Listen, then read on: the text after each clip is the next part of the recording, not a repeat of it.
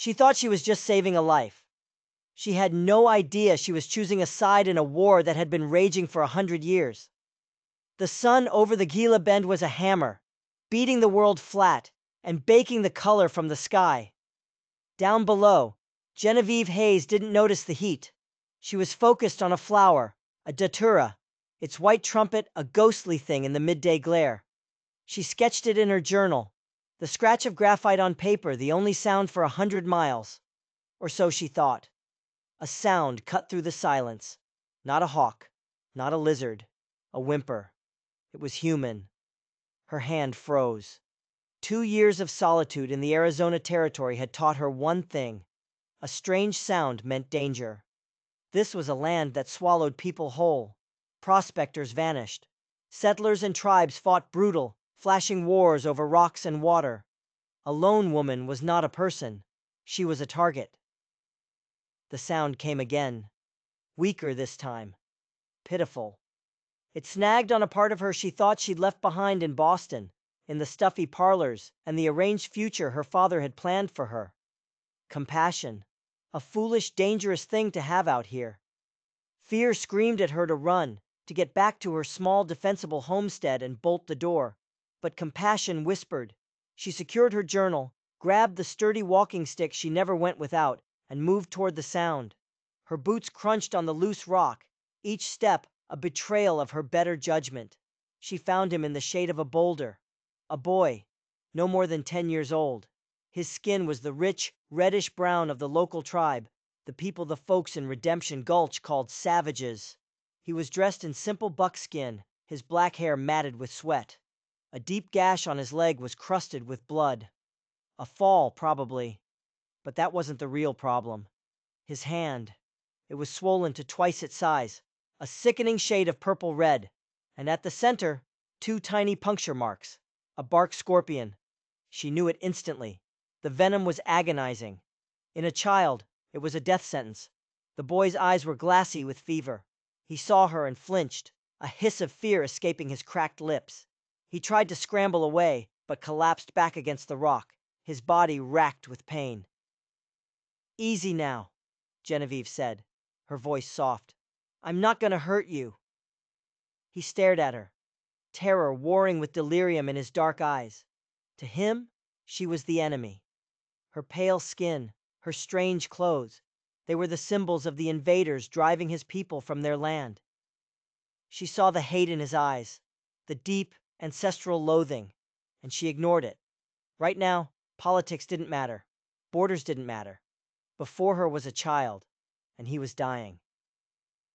She opened her satchel, her hands moving with the steady precision of a scientist. She pulled out a vial of willow bark tincture for the pain and a pouch of dried herbs. But first, the venom. "This will hurt," she murmured, more to herself than to him. She took out a small, sharp knife. The boy's eyes widened in sheer panic. He tried to yank his hand back. "Shh. It's all right. Just for a moment." She held his small wrist, her grip firm but gentle. With a swift, practiced movement, she made a tiny X over the punctures, just deep enough to break the skin. A dark bead of blood and poison welled up. Then she did something that would have made Boston society faint. She put her mouth to the wound. The bitter metallic taste of his blood and the venom flooded her senses. She spat, again and again, onto the hot sand, trying to draw out the poison before it could drag him under.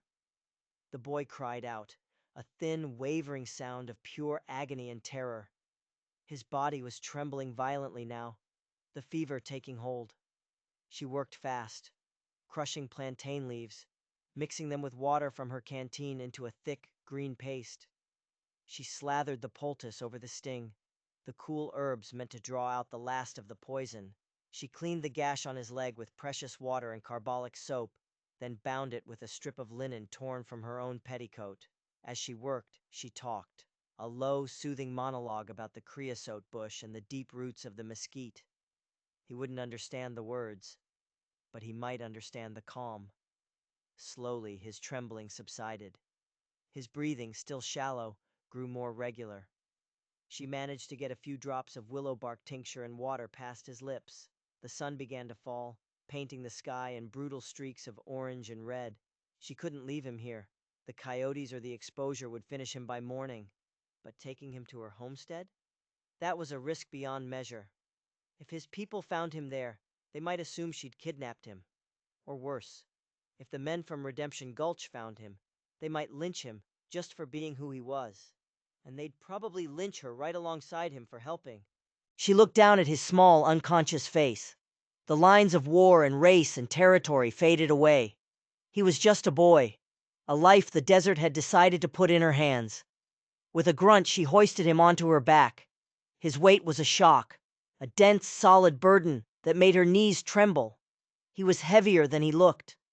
She adjusted his limp body and started the long walk home.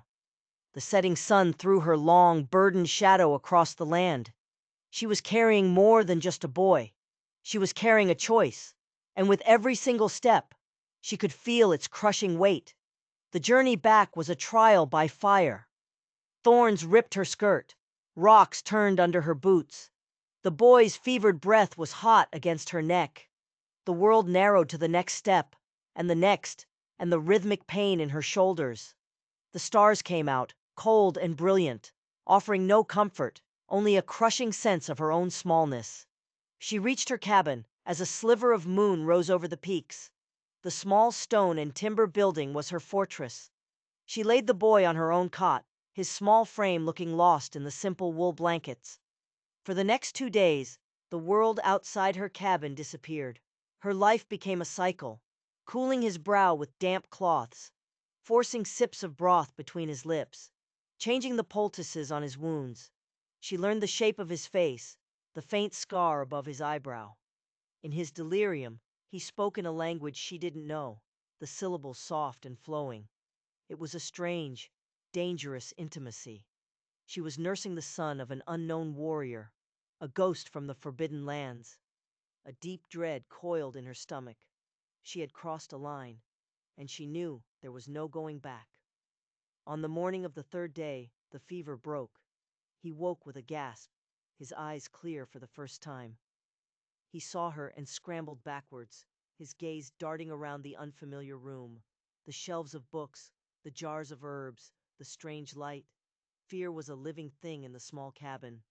"You are safe," she said, holding her hands up. She pointed to his hand, the swelling almost gone, then to his bandaged leg. "Better now." He didn't speak. He just watched her. His eyes weren't the eyes of a child. They were the ancient, weary eyes of a people who had learned that survival began with mistrust. She offered him corn mush. After a long moment, he took it, eating with a ravenous hunger that spoke of his ordeal. The confrontation she'd been dreading came that afternoon. She was outside, drawing water from the spring, when the air changed. The birds went silent. The wind held its breath. She looked up, and she saw them. They stood at the edge of the clearing, as if they'd materialized from the earth itself. 5 men. Silent. Imposing. They weren't painted for war, but their presence was a blade at her throat. They carried bows and lances, their eyes dark and unreadable, fixed on her. At their center was a man who was clearly their leader. He was taller than the others, his shoulders broad with power. His face was granite, carved with lines of hardship and authority. His long black hair was held back by a leather band. This was the boy's father. There was no doubt. Genevieve's heart hammered against her ribs. She didn't run. She didn't scream. She stood her ground, the water bucket handle clenched in her fist, and met the leader's stare. This was the moment of reckoning. He said nothing. He simply raised one hand. The door to her cabin swung open. The boy stood framed in the doorway. He looked at the men, and a single word escaped his lips. A name. Or maybe just father. He ran across the clearing and into the tall man's arms. The chieftain rested a hand on his son's head, his stern face softening with a flicker of relief so profound it was like seeing a mountain crack. He examined the boy's hand, then the neatly bandaged leg. He looked from the wounds to Genevieve. His eyes swept over her, taking in her plain dress, her dirt-smudged hands, her defiant posture. He spoke. His voice was a low rumble, like distant thunder. The words were in his own tongue, but the meaning was brutally clear. Explain. Genevieve took a slow breath, forcing her voice to stay steady. He was hurt, she said, speaking slowly, clearly. A scorpion. And a fall. I brought him here. I helped him. The leader, Kyle, didn't seem to understand her words, but he understood the scene. His son, alive. The white woman who had tended to him. He watched her for a long, silent moment, an eternity. His men were statues. Genevieve felt as if her entire life was being weighed in that silent gaze. She had expected anger, suspicion, violence. She was not prepared for the complex, calculating intelligence in his eyes. Finally, he gave a short, sharp nod. He turned to one of his men and spoke a few clipped words. The man stepped forward, holding out his hand to Genevieve. In his palm was the pelt of a mountain lion. Its fur was thick and golden, its claws and teeth intact. It was a gift of immense value, a symbol of respect, a symbol of a great hunter. Genevieve hesitated. Accepting it would create a bond, a debt. Refusing it would be a grave insult. With a trembling hand, she took the heavy pelt. Its fur was soft and wild against her skin. Kyle gathered his son into his arms. Without another word, without a backward glance, he and his men turned and melted back into the wilderness, disappearing as silently as they had come. Genevieve stood alone in the clearing. The silence that fell was heavier than before, filled with questions. She clutched the magnificent pelt to her chest, the wild scent of the animal filling her lungs.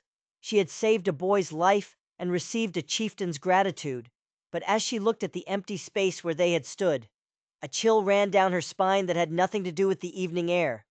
This wasn't an ending. This was the beginning of something terrible.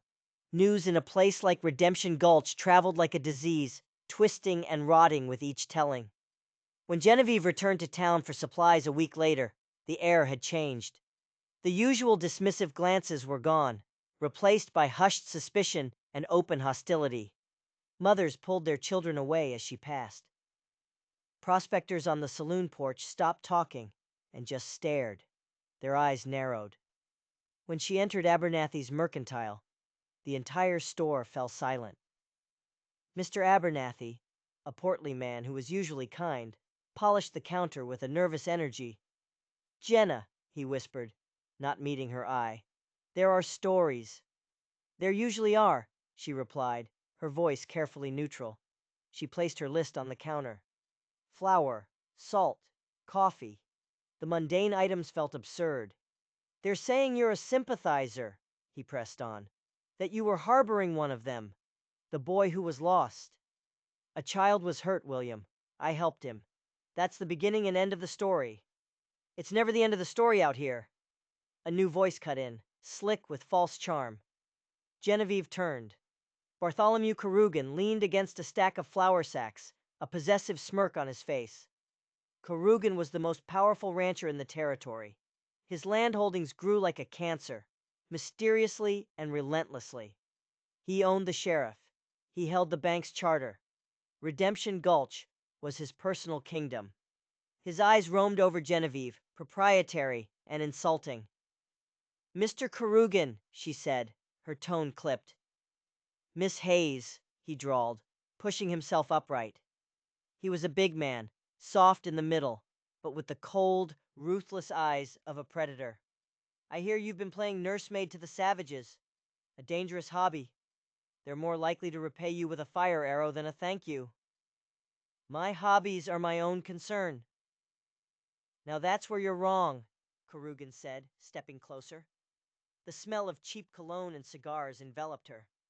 "Everything in this valley is my concern, especially when a lone woman on a prime piece of land starts getting friendly with the very vermin I'm trying to eradicate." He smiled, but it didn't reach his eyes. "That spring of yours, it makes your property exceptionally valuable." The threat was no longer veiled. It was as plain and ugly as the man delivering it. Her homestead, with its year-round spring, was a jewel in this dry land. Karugan wanted it, and he was using her act of compassion as his excuse. "My deed is filed and legal," she said, her voice colder than she felt. "Deeds get lost. Fires happen. People disappear," he said softly, his voice a venomous whisper just for her. "You'd be wise to consider my generous offer to buy you out. It won't stand forever, especially not for an Indian lover." He tipped his hat with mock politeness and sauntered out. Sheriff Brady, who'd been lingering by the door, gave Genevieve a hard, complicit stare before following his master. "You see?" Abernathy murmured, his face pale. "He's been looking for a reason to move on you, Jenna. You just handed him one on a silver platter." Genevieve finished her shopping in a daze of anger and fear. The town now felt like a cage. As she loaded her supplies onto her mule, she saw two of Corrigan's men watching her from across the street. They weren't hiding it. They wanted her to know. She was being watched. Her isolation was now complete. The ride home was a nightmare of tension. Every rustle in the brush was a potential threat. Her sanctuary, her cathedral of resilience, now felt like a trap. The proof of Corrigan's warning was waiting for her. The acrid smell of smoke hit her first. As she rounded the last bend, her heart seized. A section of her research garden, where she cultivated rare medicinal plants, was a blackened, smoldering ruin. In the center of the charred earth, an arrow was stuck in the ground. It was crudely made, with gray goose feathers, the kind a white man would make to look like native handiwork. The message was brutally clear. This is what the savages do. This is what will happen to you. Karugan wasn't just trying to scare her. He was building a story. He was painting her as a victim of the very people she had helped. A story that would justify whatever he chose to do next. That night, Genevieve sat in her cabin, a shotgun across her lap, watching the shadows dance in the moonlight. The mountain lion pelt lay across a chair, a stark, wild reminder of the other world she had touched. She had fled Boston to escape a gilded cage, only to find herself in a deadlier one. She was alone, cornered, and her enemy was a man who believed this land, and everyone on it belonged to him. Fear was a cold knot in her stomach. But beneath it, something else was taking root. A hard, defiant anger. Bartholomew Karugan had mistaken her kindness for weakness. It was a mistake she would make him regret. For 3 nights, sleep was a stranger. Genevieve existed in a state of hyper-alertness, jolting awake at every snap of a twig. She barricaded the door with a heavy chest. During the day, she worked tirelessly, reinforcing the shutters, digging deadfall traps on the paths leading to her cabin. She was a scientist. She would approach her own survival as a grim, logical experiment. On the 4th evening, as twilight bled across the sky, he came again. She was so attuned to the clumsy sounds of Karugan's men that she almost missed his arrival. There was no cracking branch, no heavy footfall. One moment, the clearing was empty. The next, Kyle stood there, alone. He carried only a long-bladed knife at his belt. He stood with a stillness that was absolute, as if he were a part of the landscape she had simply failed to notice before. Genevieve raised the shotgun. The smooth wood was cool against her cheek. She centered the barrel on his chest. "That's far enough," she called out, her voice tight. Kyle didn't flinch. He simply raised a hand, palm open, a sign of peace. Then he pointed to the burned patch of her garden, his expression grim. He'd seen it. He understood. "What do you want?" she demanded, fear making her voice sharp. Was he here to finish the job Karugan had started? Was the pelt a trick? A softening gesture before the final blow? He took 2 slow steps forward and stopped. He began to speak, not in his own tongue, but in halting, heavily accented English. The words were simple, carefully chosen. "The cattleman," he said, his deep voice giving the foreign words a strange gravity. "Karugan. He burns your earth. He uses my people's sign." Genevieve was stunned into silence. He knew. Of course he knew. His people would have seen the smoke, found the tracks. They would have understood the deception immediately. "He wants this land," Kyle continued, gesturing to the spring. "This water. It is life. He pushes my people from the mountains. He poisons the rivers. Now he pushes you. I am aware of what he wants, Genevieve said, not lowering the gun. Why are you here? Kyle looked directly at her. His gaze was not that of a savage. It was the gaze of a king surveying his battlefield. You saved my son, my blood. This is a great debt, a debt my people honor. You have the heart of a warrior, to stand alone against the storm. He paused, letting the words settle in the cooling air. The cattleman will not stop. He will send more men. He will burn this house. He will kill you. A woman alone is a rabbit before the wolf. I can take care of myself, she retorted, though the words sounded hollow, even to her own ears. No, he said, the word flat and final. You cannot, not against him, but you do not have to be alone. It was then that he made the most astonishing, most unthinkable proposition of her life. I am Kyle, leader of the people of the Red Cliff. I have 2 wives. They are good women, mothers to my children. They are wise in counsel. I offer you a place as my 3rd wife. The shotgun suddenly felt like it weighed 1,000 pounds. Genevieve stared at him, certain she had misheard, certain the strain had finally made her mind snap. You what? You become my wife, he repeated, as if explaining a simple truth to a child. You will be one of us. This house, this land, will be under my protection. An attack on you is an attack on my people. Kurugan is a coward. He attacks a lone woman. He will not attack a chieftain's wife. He does not want a war with us. Not yet. Genevieve's mind reeled. This wasn't a proposal of love. It was a treaty. A strategic alliance offered in the form of a marriage vow. He was offering her the one thing Kurugan couldn't fight, the strength of an entire tribe. He was offering her survival. You want to marry me to protect my property? She asked, the sheer absurdity making her feel lightheaded. To protect you, he corrected, his eyes intense. The land is secondary. You saved my blood. I will not see your blood spilled on this ground. It is a matter of honor. She finally lowered the gun, her arms trembling. The implications of his offer crashed down on her. To accept meant abandoning every convention she had ever known. It meant tying herself to a man from a world she couldn't possibly comprehend. A polygamist. She would become a pariah to the white world. The Indian wife. An object of scorn and revulsion. She would be giving up her independence, the very thing she had traveled 2,000 miles to find. But to refuse? Refusal meant facing Kurugan alone. It meant a lonely, violent death in the dust. Her life's work turned to ash. Why? She whispered, the question raw. Why would you do this for me? Kyle's expression shifted. A flicker of something she couldn't name crossed his features. Not softness, but a deep, resonant understanding. When my son was in your house, he was afraid. But you were not. You did not see an enemy. You saw a child. You fought for his life when it would have been easier to let him die. This is a rare thing. Strength is not just in the arm that holds the spear. It is in the heart that knows when to heal. My people need such strength. I need such strength. In my allies. He had chosen the last word carefully. He wasn't asking her to be a submissive bride. He was asking her to be a partner in a war he was already fighting.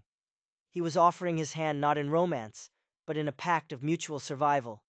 He held her gaze, his dark eyes demanding an answer. The choice is yours, Genevieve Hayes. The rabbit's death or the mountain lion's protection. Decide. He turned and walked to the edge of the clearing, then stopped, his back to her. I will return in 2 days for your answer. Then he was gone, melting back into the twilight. He left Genevieve alone with a choice that would not just determine her future, but redefine her very existence. The simple life of a botanist was over. The life of a survivor had begun. The next 2 days were a fever dream. Genevieve paced the small cabin, the floorboards groaning under her relentless steps. Kyle's proposition echoed in her mind. A radical, terrifying, and strangely logical solution. She dissected it like a scientist, listing pros and cons in her journal. On one side, utter ruin of her reputation, abandonment of her culture, a life bound to a man she didn't know, a polygamous chieftain from another world. It was a leap into an abyss. On the other side, life itself, the protection to continue her work, a powerful, if dangerous ally against a ruthless enemy. And something else, something she was hesitant to admit even to herself, a profound respect for the man who had made the offer. Kyle was no savage. He was a leader, a strategist, a father willing to forge an unprecedented alliance to honor a debt. He had a raw integrity she'd never seen in the perfumed drawing rooms of Boston or the greedy world of Redemption Gulch. Her decision was made for her on the second morning. She was checking the perimeter of her property when she found it. Near the spring, the water, usually so clear, was cloudy. An oily sheen slicked its surface. At the bottom of the pool lay the bloated carcass of a dead coyote, its lips drawn back in a rictus of agony. Poison. Someone had poisoned her water source. It was Karugan's checkmate, a move of calculated final cruelty. Without water, her land was worthless. Her survival was impossible. He hadn't just attacked her garden, he had attacked the very lifeblood of her existence. A cold fury burned away all remaining doubt. This was no longer just about survival. It was about defiance. She would not be driven from her home by a coward who poisoned wells. When Kyle appeared at the edge of the clearing as the sun began to set, she was waiting. She wore a simple, clean dress, her hair neatly brushed. She held no gun. He stopped, his eyes questioning. "I have my answer," she said, her voice clear and strong. "I accept your proposition, but I have terms." A flicker of surprise, maybe even amusement, crossed his face. He inclined his head, granting her permission to speak. "This is a partnership," she stated, "not a surrender. This land remains my own. My work continues. I will be your wife and stand with your people, but I will not be a servant. I will be treated with respect, not as property." Kyle listened, his expression unreadable. For a long moment he was silent. Then he gave a slow, deliberate nod. "It is as I said, an ally." "Your terms are the terms of a warrior. They are accepted." The wedding was nothing she could have imagined. It was not a union of love, but the solemn forging of a pact. Kyle didn't bring a crowd of his people. He brought only one other person, an old woman with a face like a wrinkled map, her eyes holding the wisdom of generations. Her name, he said, was Tayani, and she was a keeper of traditions. The ceremony took place by the now cleansed spring. There were no rings, no vows of love. Tayani chanted in a low, mesmerizing voice. She took a small clay bowl, filling it with water from the spring. She added a pinch of dirt from the land at Genevieve's feet. Then, with the sharp point of an obsidian knife, she pricked both Kyle's thumb and Genevieve's, adding a single drop of blood from each to the bowl. She stirred the mixture with a feather and offered the bowl to Kyle. He drank half, his eyes never leaving Genevieve's. Then he passed the bowl to her. Her hand trembled as she took it. The gritty, earthy liquid was cool on her tongue. It tasted of the land, of life, and of the blood pact she was making. When she had drunk, Tayani took the bowl and smashed it against a stone. The shards scattered on the ground. The pact was sealed. There was no turning back. That night, she did not sleep in her cabin. Kyle led her to a small temporary camp he had made, a simple lean-to sheltered by a rock outcropping. A small fire crackled. He laid out 2 bedrolls, one on either side of the fire. The silence between them was profound, awkward. They were husband and wife, yet they were strangers from different centuries. "You are not afraid," he stated, his voice low. "I'm terrified," Genevieve answered honestly, looking into the flames. "But my fear of Karugan is greater than my fear of the unknown." "The unknown is not your enemy," Kyle said. "My other wives, they will not welcome you at first. You must earn their trust. My people will watch you. They will test you. Do not show weakness." "I am a botanist, not a warrior," she said. You survived alone in this land for 2 years. You faced down my warriors with a water bucket. You faced me with a gun." A ghost of a smile touched his lips for the first time. "You are more of a warrior than you know." He then unrolled a hide. On it were maps of the territory, drawn in charcoal. He pointed out Karugan's main ranch, his grazing lands, the paths his men used. He explained his tribe's movements, their sacred sites. He wasn't treating her like a bride. He was treating her like a military advisor. He was already honoring his side of the bargain. As she lay in her bedroll that night, listening to the unfamiliar sounds of the desert and the steady breathing of the man on the other side of the fire, Genevieve Hayes felt the last pieces of her old life fall away. She had made a vow not of the heart, but of strategy. She had married a chieftain to save her home, only to realize she had just stepped onto a much larger and far more dangerous battlefield. The alliance was immediately put to the test. Kyle left 2 of his best warriors, a quiet man named Hawkeye and a younger, fiercer one called Wolf, camped in the hills overlooking her homestead. Their presence was a silent, constant deterrent. The message to Karugan was unmistakable. The Hayes woman and her spring were now under native protection. For a few weeks, an uneasy peace settled over the valley. Corrigan's men were no longer seen near her property. Genevieve began the painstaking work of restoring her poisoned spring, a task that Kyle's people, with their deep knowledge of the earth, aided her in. Tayani showed her which roots could absorb the poison, a piece of ancient wisdom that astounded Genevieve with its efficacy. She found herself in a strange new rhythm. Her days were spent on her botanical research. Her evenings were often spent in quiet, practical conversation with Kyle, who visited every few days. He taught her about the land from his perspective, not as a collection of scientific specimens, but as a living entity filled with spirits and stories.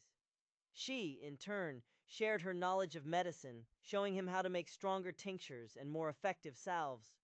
A fragile bridge of mutual respect was being built between them, stone by careful stone. But Bartholomew Karugan was not a man to accept defeat. He was a serpent, and when cornered, he would strike with desperate venom. A direct assault on Kyle's main encampment would be suicide, but an attack on the isolated homestead of his new, white wife, that was a different matter. It would be a pointed, humiliating blow against the chieftain, proving that his protection was worthless.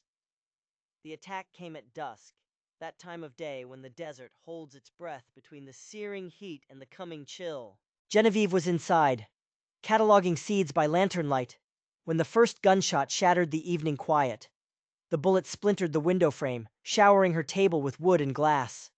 Instantly, the war cries of Hawkeye and Wolf echoed from the hills, followed by the answering crack of their rifles. But they were only 2 men. A volley of gunfire erupted from the trees surrounding the clearing, far more than 2 men could handle. Corrigan had come in force. Genevieve scrambled for the shotgun, her heart pounding a frantic rhythm of pure adrenaline. She doused the lantern, plunging the cabin into darkness. Peering through a crack in the shutters, she saw them. At least a dozen of Karugan's men, led by his brutal foreman, Flint, were advancing on the cabin, using rocks and trees for cover. A second volley of shots slammed into the cabin walls, the heavy thud of lead burying itself in the thick timber. This was it. The rabbit's death Kyle had spoken of. But Kyle had underestimated her. She wasn't just a rabbit.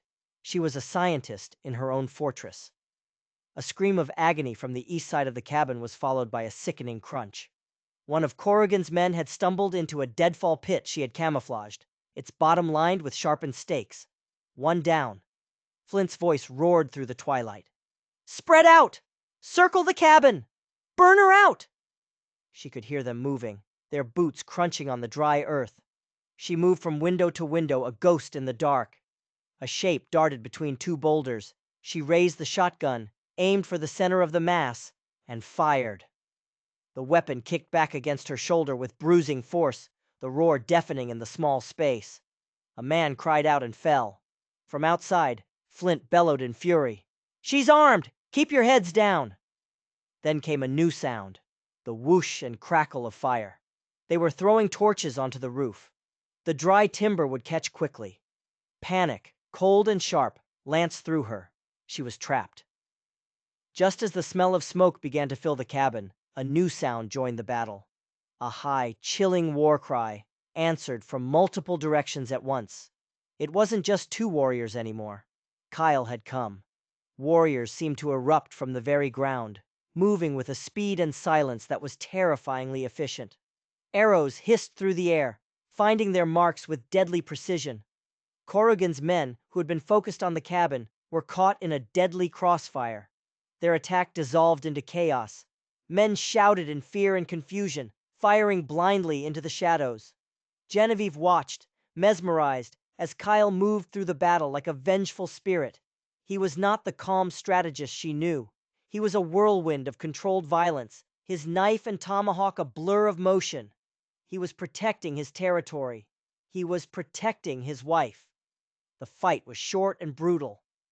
Caught between the cabin and the surprise attack, Corrigan's men broke and fled, dragging their wounded.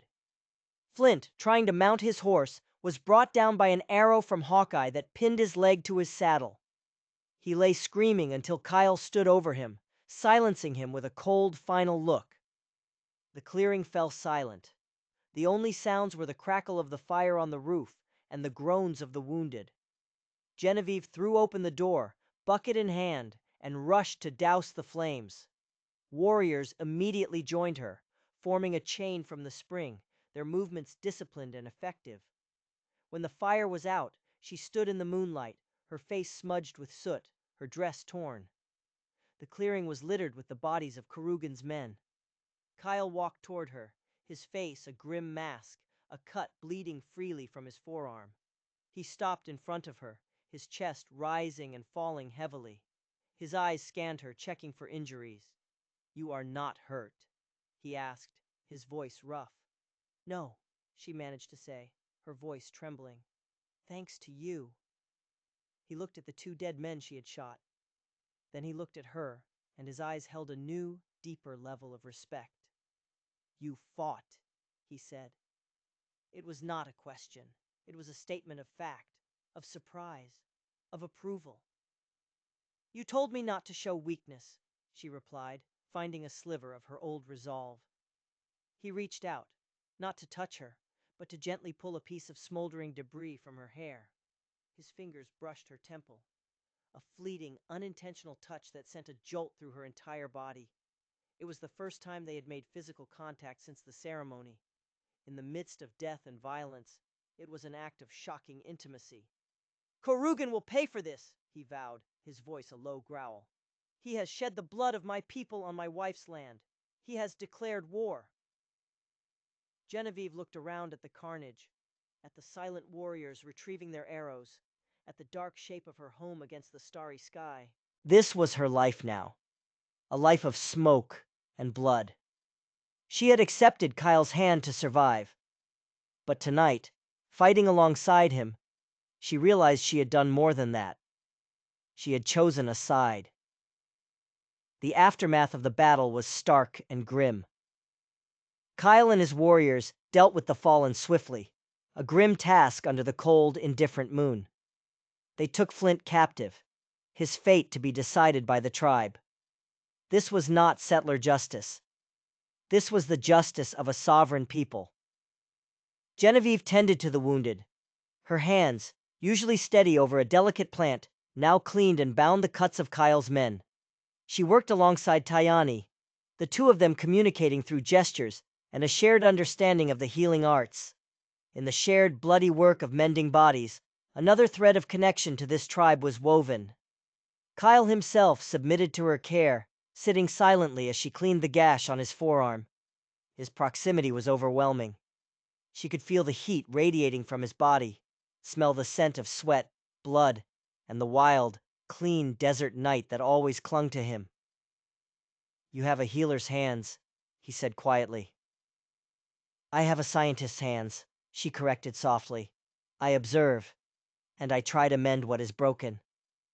"Sometimes," he said, his gaze distant, looking out over the valley where Corrigan's ranch lay, "the broken things cannot be mended. They must be cut away." The war Kyle promised did not come in a great crashing wave. It came in 1,000 small, debilitating cuts. Karugan's cattle vanished in the night. His supply wagons were found with their axles broken, their cargo spoiled. His line riders, terrified of the unseen enemy that haunted the canyons, began to desert. Karugan found himself besieged, his empire slowly strangled by a ghost army that knew every rock and shadow of the land he sought to control. He never attacked Genevieve's homestead again. The price had been too high. The cabin, once a symbol of her vulnerability, had become a symbol of Kyle's power. The story in Redemption Gulch twisted once more. She was no longer the foolish sympathizer. She was the chieftain's woman, a figure of fear and speculation, the white woman who had crossed over. Genevieve's work continued, but it was changed. She was no longer just a solitary scholar. Kyle would send for her, seeking her counsel. She would sit in his camp, a strange and respected presence among his people and his other wives. The two strong, proud women, after a period of intense suspicion, had come to accept her as a fellow strategist in their people's fight for survival. They saw she sought no favor from their husband, only the security of the alliance. She advised Kyle on Corrigan's likely tactics, using her understanding of the white man's greed. She taught his people basic sanitation and introduced new herbs to fight the sicknesses brought by the settlers. In return, they taught her. She learned their language, the names of the stars in their sky, the ancient stories that gave life to the landscape. She was learning a different way of seeing the world, not as something to be cataloged, but as a complex web of life to which she belonged. Months passed. The seasons turned. Bartholomew Karugan, broken by the relentless silent war, finally sold his holdings for a fraction of their worth and disappeared back east, a defeated man. The threat was gone. The alliance, forged in desperation, was no longer a necessity. One evening, Kyle came to her cabin. The air was peaceful. The spring flowed clear and pure. "He is gone," Kyle said, standing on her porch. "The serpent has fled his nest. Our agreement is fulfilled. You are safe." Genevieve looked at him, at the proud, powerful man who had offered his name as a shield. The terms were met. She was by all rights free. She could dissolve the pact, remain on her land as she had always wanted, alone and independent. The thought should have brought her relief. Instead, it felt like a loss. "And now?" she asked, her voice barely a whisper. He looked at her, his dark eyes searching her face.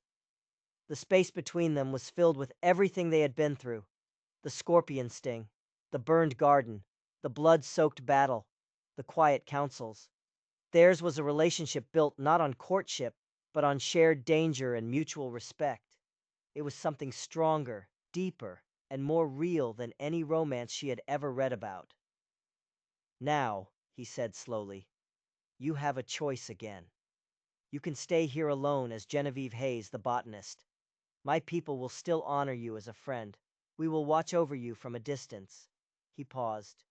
"Or you can remain as you are, Kyle's wife, an ally, a counselor to my people, a part of our future." He was not commanding her. He was offering her a place she had earned, a life she had unwittingly built. He was giving her the choice to remain bound not by necessity, but by a new, unspoken loyalty. Genevieve looked past him at the vast desert stretching out under a sky awash with the colors of sunset. She had come here seeking solitude and had found a community. She had come seeking independence and had found a partnership. She had come to study life and found herself fighting for it, living it more fiercely than she ever thought possible. She met his gaze, and for the first time, she allowed herself to see the man, not just the chieftain. She saw the lines of care around his eyes, the strength in his jaw, the quiet intelligence that had seen her for who she was from the very beginning. "I believe," she said, a small, genuine smile touching her lips, "that I am already home." He did not smile back, but the harsh lines of his face softened. He gave a single, profound nod of understanding. He had offered his hand in marriage to repay a debt, but in doing so, they had both found something far more valuable. In the heart of the Wild West, under the vast and unforgiving sky, two worlds had collided and created a new one. a life forged not of passion, but of a rare and resilient respect. And for Genevieve, it was a dawn more beautiful than any she had ever seen. And so Genevieve Hayes, the botanist from Boston, found her true purpose not in the pages of a book, but in the heart of a nation fighting for its life. Her story is a testament to the fact that courage isn't the absence of fear, but the choice to act in spite of it. It shows us that alliances can be found in the most unexpected places, and that respect is a language more powerful than any spoken word.